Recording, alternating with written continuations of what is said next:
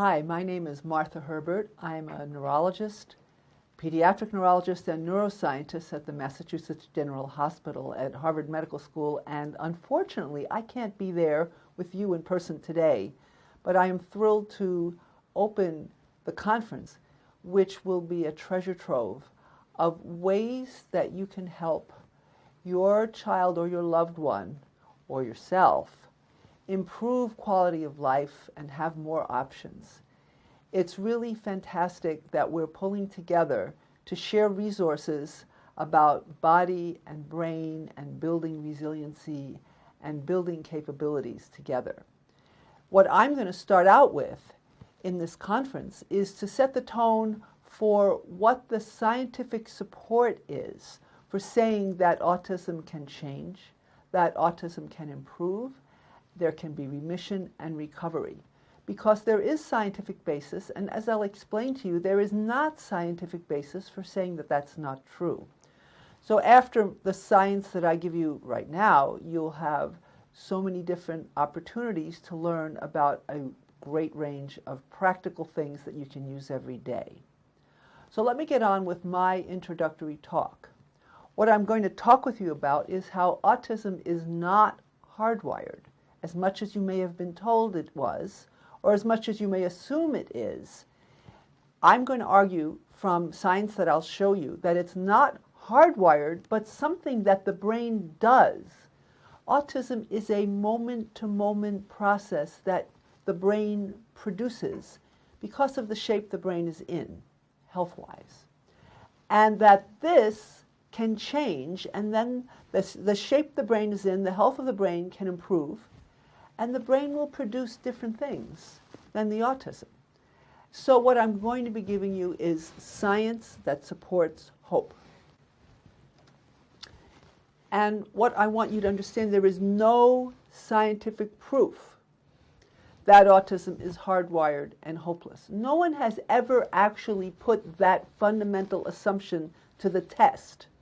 They just assume it's true because it looks so complicated and it starts so early. But that doesn't prove it's hardwired and hopeless. It doesn't prove anything at all. And in that regard, think of your child as having a set or a pileup of problems that can be helped in a systematic way. You also need to understand that autism is complex. A fancy word for that is multi-scale. It goes on all at the same time, at a whole set of levels. I'll start from the bottom. Genes and environment. Genes create vulnerabilities, environment triggers them. Chemistry. There are chemical changes, metabolic changes. Cell health. Cells are not functioning at their best in autism, and a lot of what you need to do is create better cell health, so all of the other therapies will take and hold better. The organs, particularly the gastrointestinal and the immune systems, the hormone systems, and in many people, other things, the skin, the sensory system, they are not really, they're having challenges, and many of these challenges translate up into the brain or hit the whole body at one time. So the brain sitting in the head of every one of us while we're alive is wet. It's an organ of the body. It's supplied by blood vessels. It needs its oxygen. It needs its food supplies. And the brain, as a wet organ of the body, is connected to the whole body, and it needs to be taken care of. It needs its health to be minded very carefully. When you have problems in the brain's health, then the brain, as an information system, can't process information so well. Whereas when you improve brain health, the brain will be able to function more optimally and process information, and you'll have a better chance of restoring the sophisticated ability that the brain has to organize itself.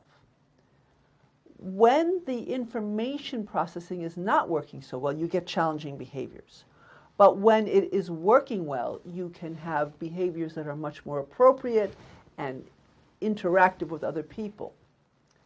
And learning will go better, and social interaction will go better, and you can see the emergence of expressions of creativity in people with autism or a history of autism that are quite impressive. I'm going to walk you through a model of the whole body brain model of vicious circles. There's genetics, but there's also the environment, the physical environment and the psychosocial environment. These, when they have problems, can lead to cellular dysfunction, energy problems, signaling problems, metabolism problems. That can affect the brain, can also, and when it affects the brain, it affects communication, social interaction, the behaviors which we consider characteristic of autism. But it also affects problems with movement, with sensation, with sleep, and seizures. It also affects the body when you have problems with energy, signaling, and metabolism. The body and the brain interact, and the body can have the gastrointestinal, hormonal, immune, and other problems. All of these things are interactive in many more ways than I had room to put arrows. Everything is interacting with everything else. All of these problems together lead to frustration, to being more easily overwhelmed, to having pain, poor function, and sickness. And when your bandwidth, when your radar screen is taken up with being frustrated, overwhelmed, and uncomfortable, you feel lousy, you're overloaded, and you're stressed. And when you're in a state of overload and stress, that feeds back and makes the cellular problems worse. So this is where you're in a vicious cycle with everything making everything else worse. But the good news is that this means that there are many things you can do because there are so many levels at which you have real ways of improving the situation. And improvement at any level takes some of the stress and dysfunction out of the system. And this gives the rest of the system more room to improve and readjust in a healthy direction. All healthy choices are important. The larger proportion of choices that you make are healthy, the more it will build a momentum toward improvement. And any improvement opens the way to further improvement. So challenging behaviors come from a challenged brain, and the brain can be challenged by many issues, including infection, gut problems, injury, immune challenges or allergies, toxic or electromagnetic exposures, nutritional insufficiencies, sleep problems, and genetic vulnerabilities, and more. These issues don't directly cause the challenging behaviors. The actual behaviors come from the impact of all of these things on the brain. And if we reduce these challenges, the brain can work better and we can reduce problem behaviors. A brain with health problems has less brain bandwidth. Think of your cell phone. When you have 2 bars, you have limited reception. You spend more time saying, I can't hear you, you're breaking up, than you do actually having a conversation. What we want is 5 bars, lots of bandwidth, good reception, because better reception allows better discernment of differences. And when you can see more distinctions, more differences, you have more spontaneous learning that sticks. I want to focus here on the physical and biological needs of the brain. The brain is not just some abstract computer. It is alive and it needs energy. It needs its oxygen and nutrients. It needs metabolic integrity. It needs good fluid flow to bring things in and wash trash out. It needs the membranes and the barriers, the blood-brain barrier, to be healthy and working properly. It needs protection from invaders, and it needs its structure to be in the right place and not knocked around and torqued out of position. I want to dwell here on inflammation. As many or most of you may know, by now a lot of studies have shown indicators of inflammation in the brain of people with autism. What I want to point out is that it's not just a physical problem, but when the cells and tissues of the brain are inflamed, it creates cellular noise, and that noise interferes with information processing and learning. So let me walk you through this picture. This picture was created for an article on depression called Inflammation and Its Discontents, but it really applies to autism too. There's really no difference at the level of what this picture shows. The big green cell is an astrocyte. It's enlarged. Astrocytes get bigger when they are inflamed, and it has the green things going up. It has these end feet that surround the capillaries. The red thing on top is a blood vessel, with the red cells being the red blood cells and the blue ones being the white blood cells. And when you have inflammation, some of the inflammatory chemicals in the blood vessel leak out. And on the right, you see a blue cell. That's a microglial cell that's also swollen up. The astroglial cells and the microglial cells have a vicious circle of egging each other on to produce chemicals that are very irritating to brain tissue. These excitatory chemicals created by these glial cells can really have more and more problems over time. You need to understand that inflammation is a normal body process at the beginning, an attempt of the body to solve some kind of problem or invasion. But if the brain or body cannot resolve the problem, it will get stuck in a broken record pattern of chronic inflammation. In that situation, the normal housekeeping functions of glial cells get interrupted. So you see a big foot coming down from the green cell, and it's surrounding the synapse. Those two pipe-like structures on the bottom right corner of the picture are neurons. And inside the space between them, that's the synapse, that's where the neuron fires. Normally, those little yellow molecules, the glutamate, are sucked out of there after the synapse. But when the glial cell's preoccupied, that stuff's not sucked out, so it continues to irritate the brain tissue. This chronic irritation promotes something called excitotoxicity. The excitation is so much that it becomes toxic to the brain, and over time, it can damage the tissues. My personal opinion is that many of the size and shape changes in the brain are probably a longer-term consequence of these earlier cellular irritation processes. Mitochondria, here's a picture of one, the little tiny bodies called mitochondria that live inside your cells and make energy. And when they make energy, they keep things going. But mitochondria are very vulnerable to damage, both from the excitotoxicity and from environmental and infectious influences. So neurons that are impacted by metabolic dysfunction and their mitochondria, they have the energy to stay alive, but not always enough energy to fire neural signals, so they can go offline and they can just sit there not doing very much. When you don't have enough activity in your mitochondria, the nerve cells act like they're not there, and we see phenomena which I think are attributable to this, called lower connectivity, lower brain coordination. This is some of my team's research using brainwaves, EEG, and what we see is inefficiency, and let me explain. The red tracings are from people with autism, and the blue tracings are from a control group of children of the same age. These children were 5 to 8 years old. On the left, you see that the red is on top of the blue. So these cells have more power, more activity, more whatever. But on the right, you see that the red is underneath. So the left one is the activity. The right one is the organization of the activity. So you have more power, but less coherence and less synchronization. So I think Shakespeare said it well. He said, sound and fury signifying nothing. A lot of activity, but not as much information.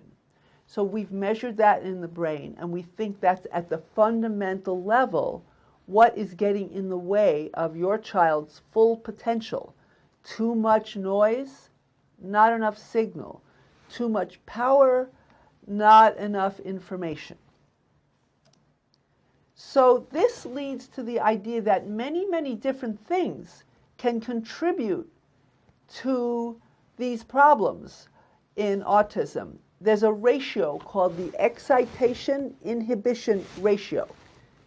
Too much excitation in the numerator or not enough inhibition in the denominator. Either way, you get more noise, more irritability, more hypersensitivity, and more overload.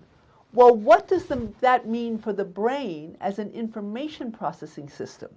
Loss of informational complexity, loss of informational organization, and for any of you who know something about engineering, there's a signal-to-noise ratio, and that's down, so there's less signal and more noise.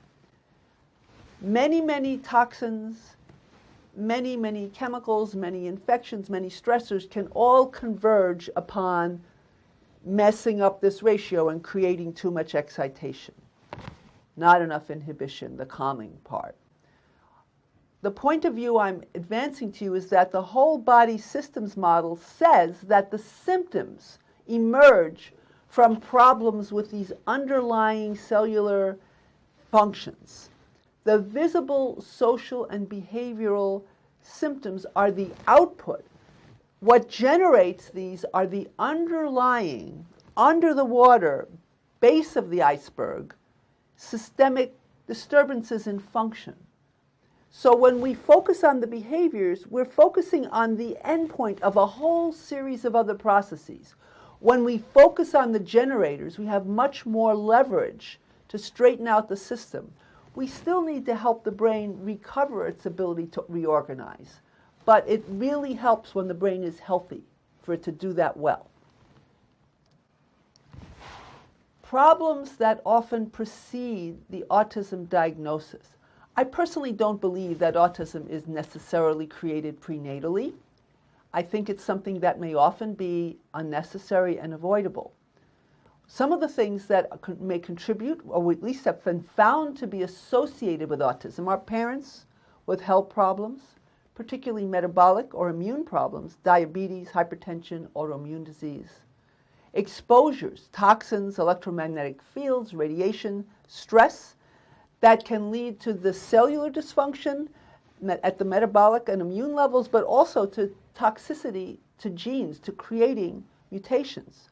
Pregnancy issues, inadequate nutrition, or also toxic or infectious or allergic exposures. And during infancy, infections, antibiotics that injure the microbiome, the gut, the gastrointestinal and other organisms that we carry around that help us function. We are killing them off from too many antibiotics.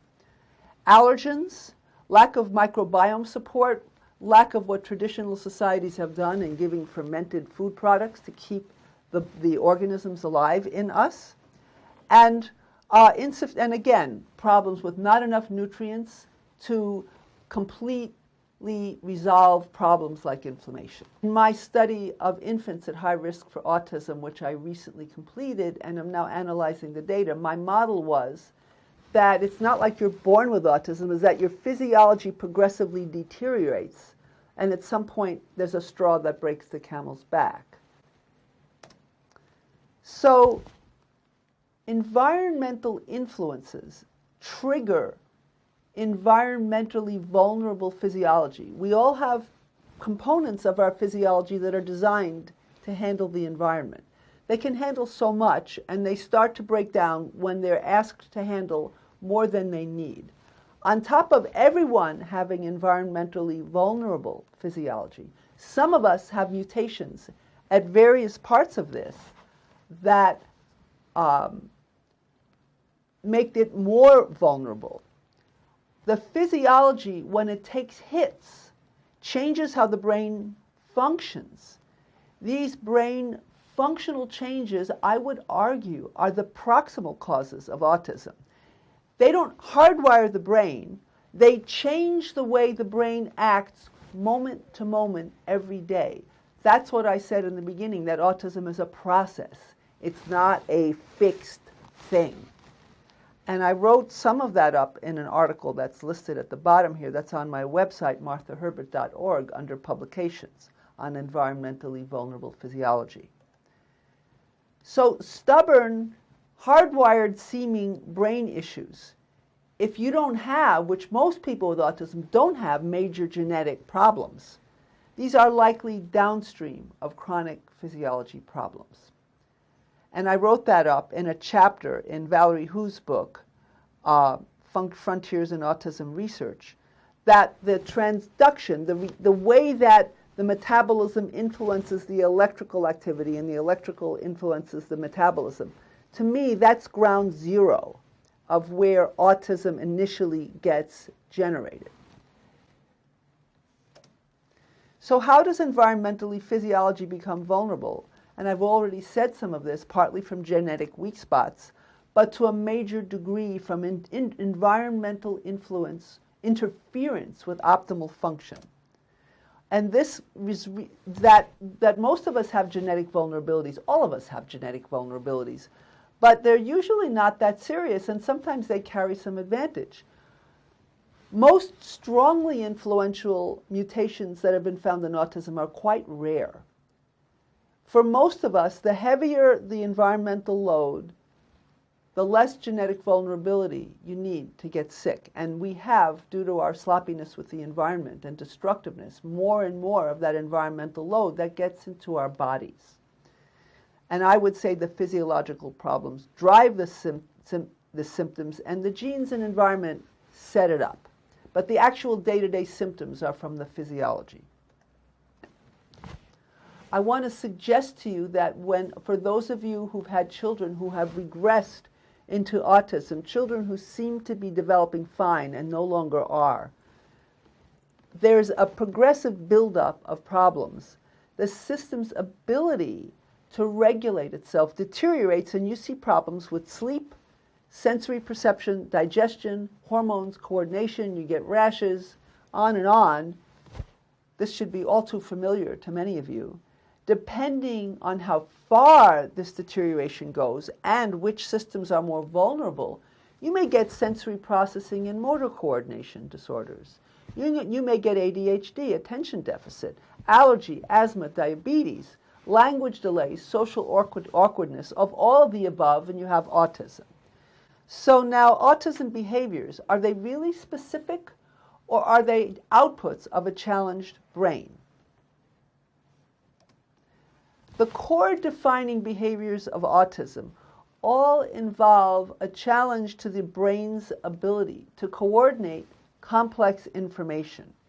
In order to speak, to communicate, to be flexible rather than doing the same thing over and over and over and over and over again, you need to have a fluidity, an ability to pull in many different bits of information from all over the place and put them together and coordinate them elegantly in real time.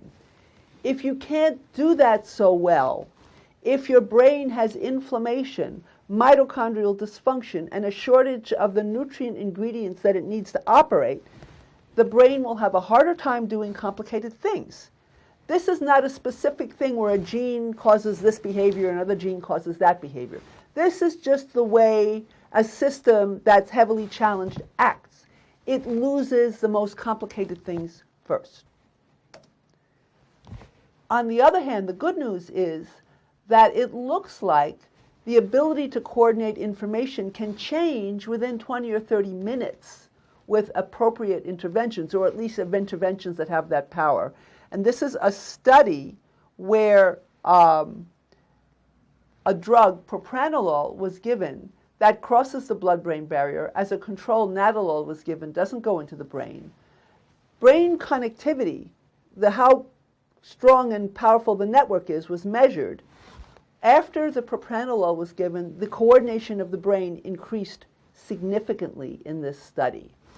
If it can increase significantly within an hour or less, that suggests that this whole connectivity thing, which people are getting millions and millions of dollars of research funding to find the genes for it, may not be about genes at all if we can at least improve it that rapidly. What do you need to know about the brain? The brain is affected by the health or dysfunction of the whole body, and your child's brain is probably irritated. As I have said, inflammation, weakened cell membranes, oxidative stress, nutritional shortfalls. The brain is overwhelmed, but the brain can change and repair. Not just the body, but the brain. How to build brain-body health. You need good foods, high nutrient density and alkaline-causing diet. Toxins, minimize exposures, and there are ways of reducing chronic subclinical infections. Bugs, build healthy microorganisms in your body and don't feed the bad ones through junk foods like sugar, because they make it worse, whatever gut bug or microbiome problems you have.